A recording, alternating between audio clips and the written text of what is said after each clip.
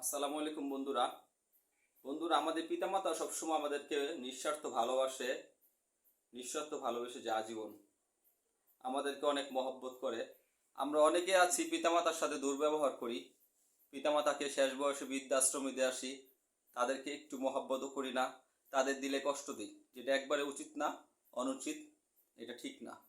সমাজে অনেক ব্যক্তিকে দেখেছি তার পিতামাতাকে শেষ বয়সে অনেক কষ্ট দেয়, ঠিকভাবে তাদেরকে সেবা যত্ন করে না, খাদ্য বস্ত্র বাসস্থান ঠিকভাবে দেয় না, তাদেরকে চিকিৎসা ঠিকভাবে করায় না।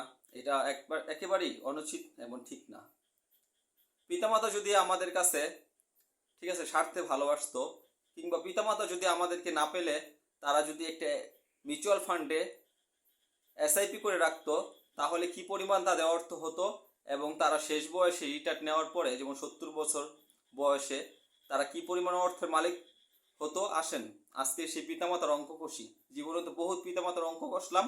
আজকে পিতামাতা যদি নিঃস্বার্থ আমাদেরকে ভালো না বাসতো, তারা যদি আমাদের অর্থটা সেখানে ইনভেস্ট করতো, তাহলে তারা কি পরিমাণ অর্থ পেত। আসেন আজকে সেটাই আমরা দেখি। বন্ধুরা, এখানে একটি আপনারা শিপ ক্যালকুলেটর দেখতে পারতেছেন, যেটা এসআইপি ক্যালকুলেটর, মিউচুয়াল ফান্ডের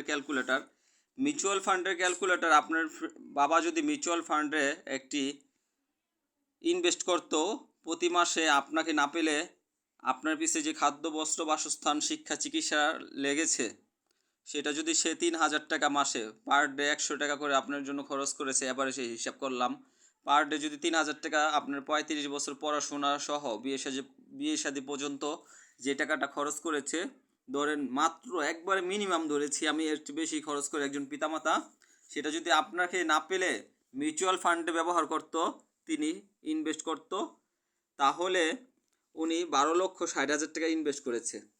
আচ্ছা, 12,60,000 টাকা 35 বছর ইনভেস্ট করেছে, তাকে 12% রেটে প্রফিট দিয়েছে, তিনি পেত 1,65,62,493 টাকা।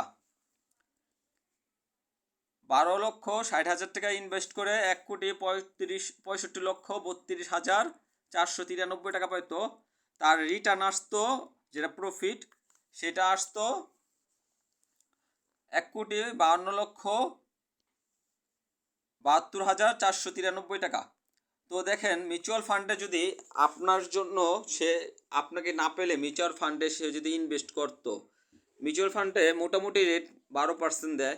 যদি আপনি 15% যদি উনি পাইতো, তাহলে এই বয়সে উনি কত পাইত? 15% যদি সে পেতো মিউচুয়াল ফান্ডের থেকে, তাহলে দেখেন উনি 12,60,000 টাকা তো দিয়েছে 3,000 করে 35 বছরে, তাহলে 3,42,44,532 টাকা তিনি মিউচুয়াল ফান্ড থেকে প্রফিট পেত। বন্ধুরা, আমাদের পিতামাতা কতটা কোরবানি করছে আমাদের উপরে একটু লক্ষ্য করুন। একজন পিতা বলল যে তার 3জন সন্তান, 3জন ছেলে, 3জনেই তাদের ফ্যামিলি নিয়ে আছে, তাকে ওইভাবে দেখে না। আচ্ছা, 3জনের পিছে আমি বললাম যে কাকা, আপনি অ্যাভারেজে মাসে 9,000 টাকা খরচ করেছেন না তাদের পড়াশোনার পিছে, তাদের খাদ্য বস্ত্র বাসস্থান শিক্ষা চিকিৎসার পিছে? তো চাচা বলল যে 35 ওই মাসে 9,000 টাকা, এটা তো কমই হলো, আরও বেশি খরচ করেছি আমি বাবা।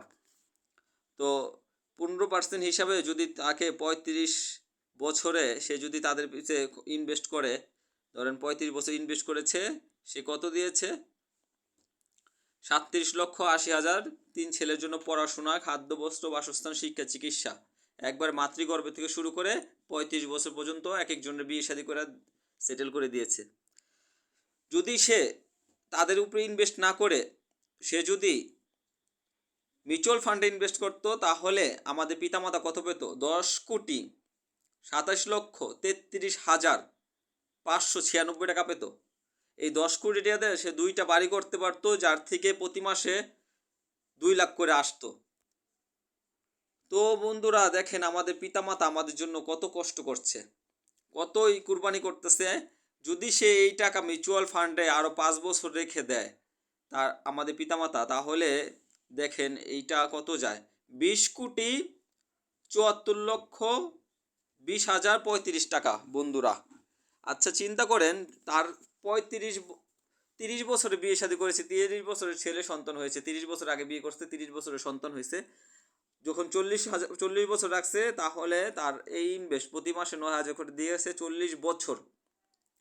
তাহলে ওনার যখন 70 বছর, উনি যখন 70 বছর আর 10 বছরে ধরেন উনি বাঁচলো, 80 বছর পর্যন্ত বাঁচলো ধরেন, তাহলে এই 20 কোটি বছরে কত হয় ভাগ দেন 10 দিয়ে, প্রতি বছরে সে তার আসে 2 কোটি। একটা মানুষ কি প্রতি বছরে 2 কোটি টাকা খরচ করে? কখনোই করে না, কখনোই করে না। 15% রেটে যদি তাকে 9,000 টাকা করে সে জমায়, 15% রেটে প্রফিট দেয়, 40 বছরে এত টাকা হয়। তা ওনার জমানো হয়েছে 43,20,000 টাকা মাত্র, কিন্তু ওনাকে এত টাকা প্রফিট দিয়েছে। আমাদের পিতামাতা যদি আমাদেরকে না পেলে, আমাদের পিতামাতা যদি মিউচুয়াল ফান্ডে একটা ইনভেস্ট করে রাখতো, তাহলে এরকম টাকা পাইতো। আরেকটা জিনিস দেখেন বন্ধুরা, আরেকটা জিনিস, এখন পিতামাতার ঋণ আমরা শোধ করব। কি করব? আমরা যখন আমরা ডিউটি করি, যে কোনো চাকরি করি বা জব করি, যে কোনো ব্যবসা করি, পিতামাতার ঋণ আমরা শোধ করতে চাচ্ছি। আমরা কি করি? আমরা যদি 10,000 টাকা করে জমাই, আমরা যদি 10,000 টাকা মাসে জমাই, এখন আমাদের পিতামাতাকে আমরা দিব সেই টাকা 10,000 করে জমায়া, 12 মাসে হয় কত? 1,20,000 টাকা। আচ্ছা, তাহলে আমরা যদি সাধারণভাবে জমাই 12 মাসে 1,20,000 টাকা, আমরা কি করলাম? যে 30 বছর জমাইলাম, তার মানে 36 লক্ষ আমরা জমাইলাম। তারপরও পিতামাতার ঋণ শেষ হয় না।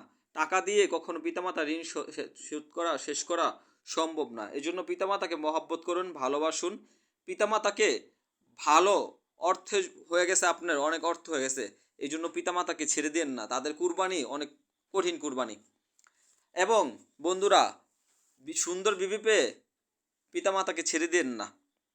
বন্ধুরা, ভালো সার্টিফিকেট পেয়ে, ভালো চাকরি পেয়ে পিতামাতাকে ছেড়ে দেন না। তো পিতামাতার বহু কুরবানি আছে, এই জন্য আমি ভিডিওটা তৈরি করলাম। আমার ভিডিওটা যদি ভালো লাগে, তাহলে অবশ্যই লাইক, কমেন্টস, শেয়ার করবেন। যারা ইউটিউব থেকে দেখছেন তারা সাবস্ক্রাইব করবেন। আসসালামু আলাইকুম ওয়া রাহমাতুল্লাহি ওয়া বারাকাতুহু।